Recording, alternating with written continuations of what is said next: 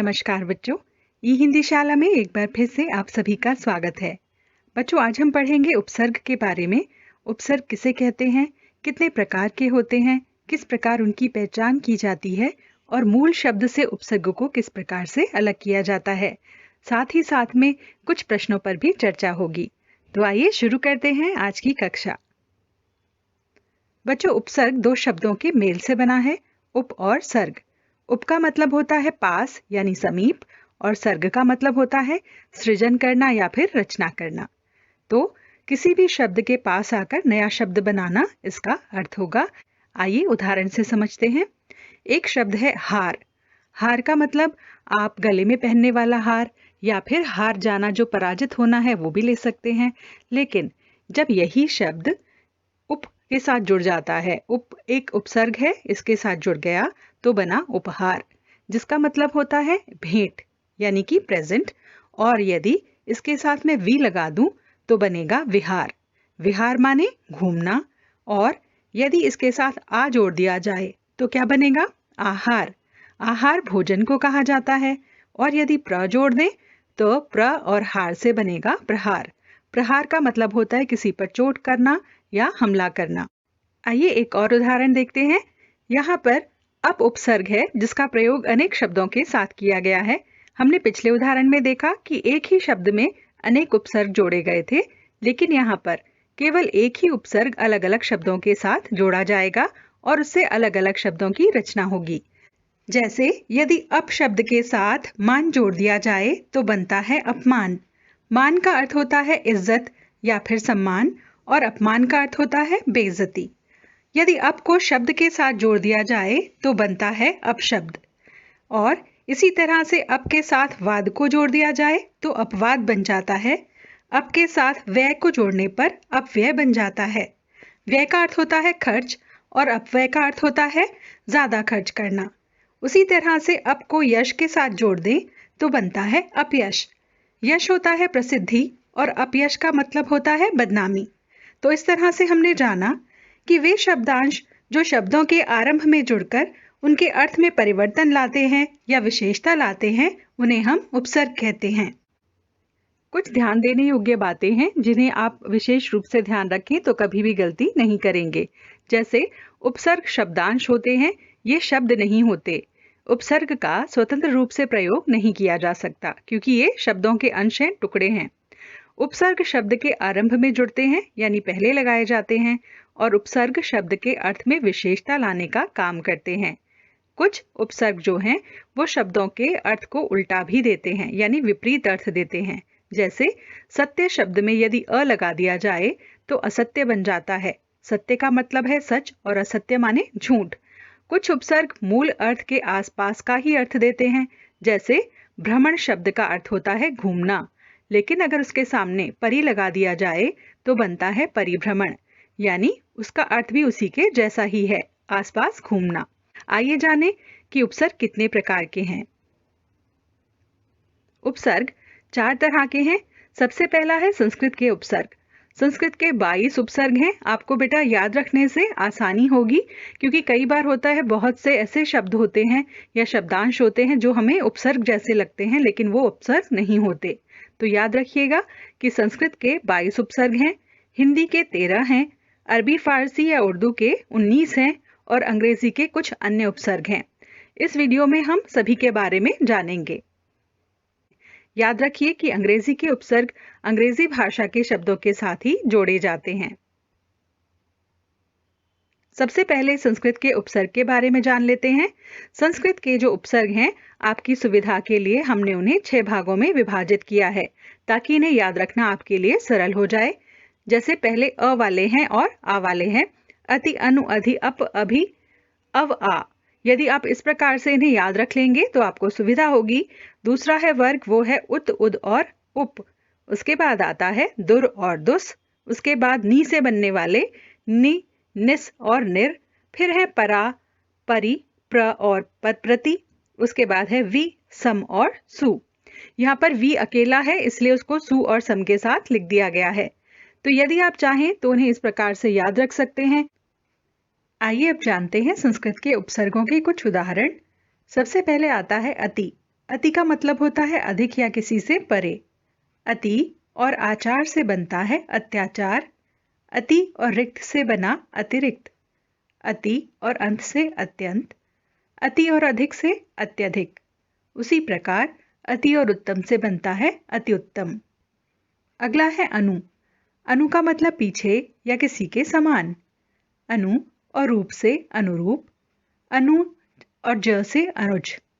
अनु और शासन से अनुशासन। अनु और चर के मेल से बना अनुचर। अनु और वाद से अनुवाद। उसी प्रकार अनु और कूल से बनता है अनुकूल। अधि का मतलब मुख्य या फिर श्रेष्ठ। अधि और कृत से अधिकृत। अधि और अक्ष से अध्यक्ष। अधि और आदेश से अध्यादेश। अधि और पति के मेल से बना अधिपति। अधि और कार से बनता है अधिकार। अगला है अप। अप का मतलब होता है विपरीत या फिर बुरा। जैसे वह शब्द के आगे अप लगाने से बनता है अपव्यय और शकुन के आगे अप लग जाने से अपशकुन बन जाता है। उसी प्रकार अप और मान के मेल से बनता है अपमान। अप और कर्ष से बनता है अपकर्ष। अगला है अभी। अभी का मतलब पास या फिर सामने। अभी और उदय के मेल से बना अभ्युदय। अभी और अंतर से अभ्यंतर। अभी और भूत से अभिभूत। उसी प्रकार और अभ्यास में अभी और आयास। अभीष्ट में अभी और ईष्ट। आप जान गए होंगे कि किस प्रकार से आपको मूल शब्द और उपसर्गों का ध्यान रखना है। जब आप दोनों को अलग करें तो मूल शब्द का अपना पूरा अर्थ प्रकट होना चाहिए, यानी शब्द सार्थक होना चाहिए। अगला उपसर्ग है अव। अव का मतलब होता है बुरा या फिर हीन। अव और तरण से बना अवतरण। अव और ज्ञा से बना अवज्ञा। अव और शेष से बना अवशेष। अव और गुण से अवगुण। उसी प्रकार से आ का मतलब होता है तक या समेत, यानी उस तक जाना या फिर किसी के साथ। जैसे आ और घात से आघात। आ और गम से आगम। आ और मोद से आमोद। आ और मरण से आमरण तथा आ तथा जन्म को जोड़ने पर बनता है आजन्म। अगला आता है आपका उत। उत का मतलब होता है ऊपर या किसी से श्रेष्ठ। जैसे उत और तम से उत्तम। उत और ज्वल से उज्ज्वल। उत और लेख से उल्लेख। उत और श्वास से उच्छ्वास। अगला उपसर्ग है उद। उद का मतलब होता है ऊपर या फिर उत्कर्ष। उद और गम से उद्गम। उद और भव से उद्भव। उद और धार से उद्धार। उप से बना उप का अर्थ होता है समीप। उप से बनता है उपकार, उपवन, उपहार और उपाध्यक्ष। यहाँ उप और अध्यक्ष से उपाध्यक्ष बना है। अगला उपसर्ग है दुर। दुर का मतलब होता है बुरा या फिर कठिन। दुर और भाग्य से दुर्भाग्य। दुर और दिन से दुर्दिन। दुर और अवस्था से दुरावस्था। दुर और गुण से दुर्गुण। दुर और दशा से दुर्दशा बनता है। अगला देखते हैं। अगला उपसर्ग है दुस। दुस का मतलब होता है बुरा या फिर कठिन। जैसे दुस और शासन से बनता है दुशासन। दुस और साध्य से दुस्साध्य। दुस और कर से दुष्कर। दुस और साहस से दुस्साहस बनता है। निस का मतलब होता है बिना या फिर बाहर। निस और फल से निष्फल। निस और छल से निश्छल।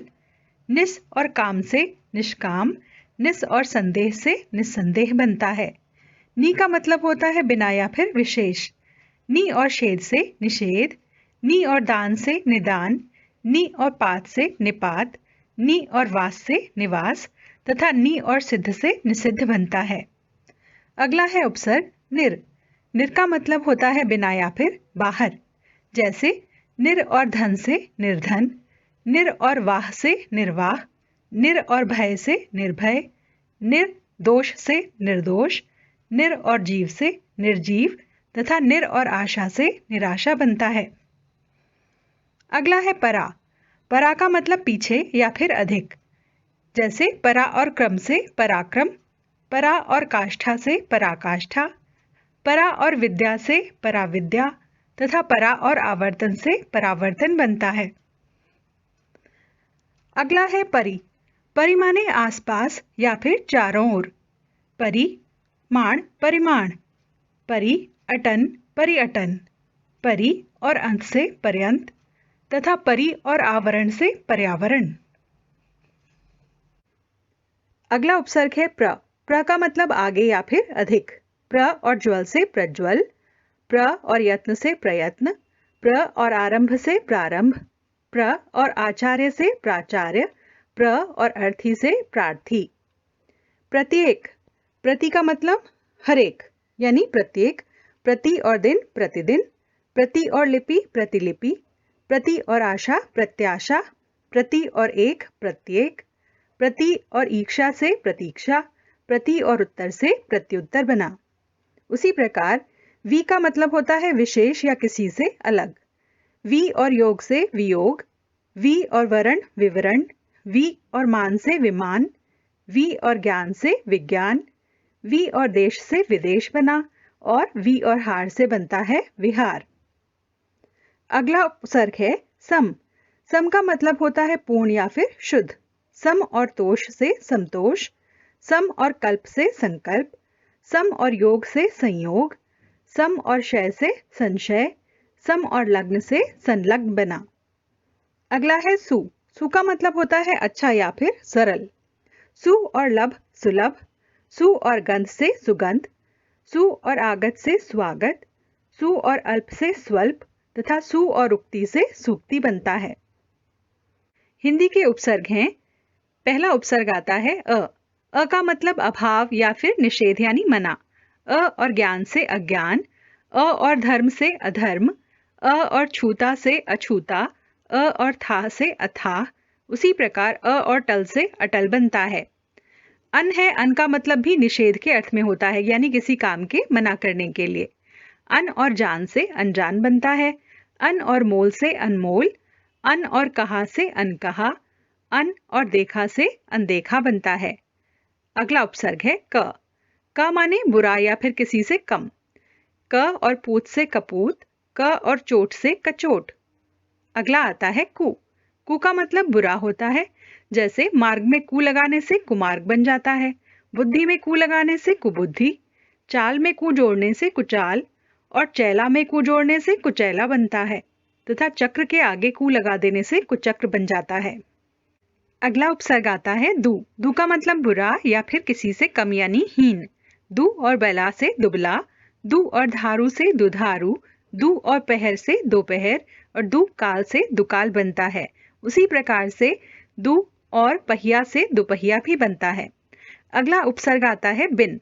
बिन का मतलब बिना या फिर मना यानी निषेध। बिन ब्याहा यानी जिसका ब्याह ना हुआ हो, बिन बादल या बिना बादलों के, बिन और पाए से बिन पाए, बिन जाने से बिन जाने बनता है। अगला उपसर्ग आता है नी। नी का मतलब अभाव या फिर विशेष। नी और गोड़ा से निगोड़ा, नी और डर से निडर, नी और कम्मा से निकम्मा बनता है। औ यानी अव दोनों में से कोई भी आप लगा सकते हैं। दोनों का अर्थ होता है हीन या फिर निषेध। हीन का मतलब कम और निषेध का मतलब होता है मना होना। जैसे औ और गुण, इसको आप औगुण भी लिख सकते हैं और अवगुण भी हो सकता है। उसी प्रकार से औ और घर, अवघर भी हो सकता है, औ और सर से अवसर भी हो सकता है, औ और सान से अवसान बनता है। तो यहाँ पर दोनों तरह से इनका प्रयोग किया जाता है। भर का मतलब होता है पूरा। भर और पेट से बना भरपेट, भर और पूर से भरपूर, भर और सक से भरसक, भर और मार से भरमार बनता है। सु का मतलब होता है अच्छा। सु और पुत्र यानी अच्छा पुत्र, सु मार्ग से सुमार्ग बना, सु और डौल से सुडौल बनता है। सु और जान से सुजान, और सु और फल से सुफल बना। अगला उपसर्ग है अध। अध माने आधा। अध और जला से अध जला, अध खिला से अध खिला, अध और पका से अध पका, अध और कचरा से अध कचरा, अध और मरा से अधमरा बनता है। उन का अर्थ होता है एक कम होना। उन और 30 से बना 29, उन और 40 से 49, उन और 60 से बनता है 59। इसके बाद अगला आता है आपका पर। पर माने दूसरा पराया या बाद का। पर और अधीन से पराधीन, पर और लोक से परलोक, पर और उपकार से परोपकार, पर और हित से बनता है परहित। पहला उपसर्ग आता है खुश। खुश का मतलब अच्छा। अच्छा कैसे? खुश और बू से बना खुशबू यानी अच्छी गंध। खुश और हाल से बना खुशहाल यानी अच्छा हालचाल, और खुश और नसीब से बनता है खुश नसीब। इसके बाद आता है बा। बा माने के साथ या से, जैसे ब दौलत से बदौलत, ब गैर से बगैर, ब खूबी से बना बखूबी। उसके बाद है दर। दर माने में, दर मियान, दर असल और दर गुजर। इसके बाद है बद। बद माने बुरा, बद और नाम से बदनाम, बद और माश से बदमाश, बद और चलन से बदचलन बनता है। बे का मतलब होता है किसी चीज के बिना, जैसे बेवक्त, बेसब्र, बेलगाम, बेबुनियाद। इसके बाद आता है ला।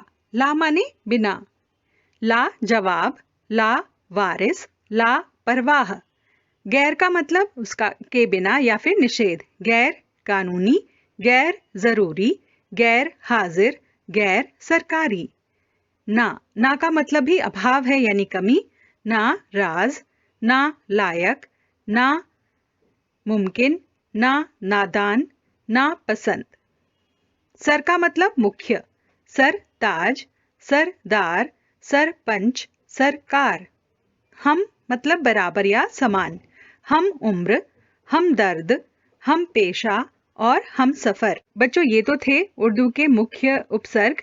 इसके बाद कुछ ऐसे भी शब्द होते हैं जिनमें एक से अधिक उपसर्गों का प्रयोग किया जाता है। आइए उनके उदाहरण देख लेते हैं। जैसे अ, सु और रक्षित। यहाँ आप देखिए तो दो उपसर्गों का प्रयोग किया गया है, अ और सु का। रक्षित जो है वो मूल शब्द है, तो बनेगा असुरक्षित। इसके बाद है सु, सम और गठित, इससे बनता है सुसंगठित। उसी प्रकार अति, आ और चार से बनता है अत्याचार। अ, प्रति और अक्ष से बनता है अप्रत्यक्ष। तो ध्यान रखें कुछ शब्दों में एक से अधिक उपसर्गों का प्रयोग किया जाता है। चलिए अब देखते हैं कि आपने कितना सीखा, कितना जाना। पहला प्रश्न है, अभिमान शब्द में कौन सा उपसर्ग है? अधि, अवि, अ या अभी? याद रखिए आपको एक बात का ध्यान रखना है कि आपको मूल शब्द जो है वो अलग करके देखना है, जो कि सार्थक शब्द होना चाहिए। तो यहाँ कौन सा शब्द निकलता है? मान। तो मान से आगे क्या लगा है? अभी। तो उत्तर होगा अभी। अत्याचार में किस उपसर्ग का प्रयोग हुआ है? अत, अति, अप या अत्या? चलिए देखें इसका उत्तर क्या है? अति। अवलोकन में प्रयुक्त उपसर्ग बताइए। अ, अव, अभी या फिर अब? ध्यान से सोचिए। मुख्य शब्द क्या है इसका? मूल शब्द है लोकन, तो उत्तर होगा अव। अपहरण में कौन सा उपसर्ग प्रयुक्त हुआ है? अपह, अव, अप या फिर अनु? आइए उत्तर देखते हैं। उत्तर है अप। अगला है उज्ज्वल में किस उपसर्ग का प्रयोग हुआ है? उत का, उज का, उ या फिर अप? ध्यान से सोचे। उत्तर है उत। दुर्योधन शब्द में प्रयुक्त उपसर्ग बताइए। दुर्यो, दुस, दुर या फिर दु? उत्तर जानते हैं तो लिखें, अन्यथा मिलान करें। दुर। निराभिमान में कौन सा उपसर्ग प्रयुक्त हुआ है? निर, नि, निरा या फिर निरभि? निर और अभिमान से बना है निराभिमान, तो उत्तर होगा निर। उल्लंघन में उपसर्ग बताइए। अ, उ, आ, उत या फिर अप? उत और लंघन से बना है उल्लंघन। अगला है प्रकृति में उपसर्ग बताइए। परा, परि, प्र या प्रति? चलिए उत्तर देखते हैं। प्र। सम उपसर्ग युक्त कौन सा शब्द है? समाचार, संबंध, सहयोग या समय? यदि उत्तर जानते हैं तो नीचे कमेंट बॉक्स में लिखें, अन्यथा मिलान करें। संबंध। पराधीन शब्द में उपयुक्त उचित मूल शब्द चुनिए।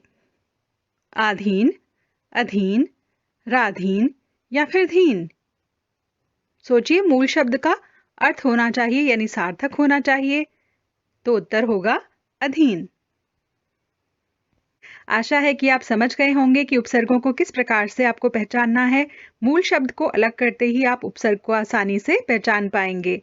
तो ध्यान रखिए उपसर्ग कौन से हैं और उनकी संख्या कितनी है, किस प्रकार से अभ्यास करना है। एक नई वीडियो के साथ शीघ्र ही आपसे फिर से मुलाकात होगी। तब तक के लिए आपसे विदा चाहते हैं। विदा।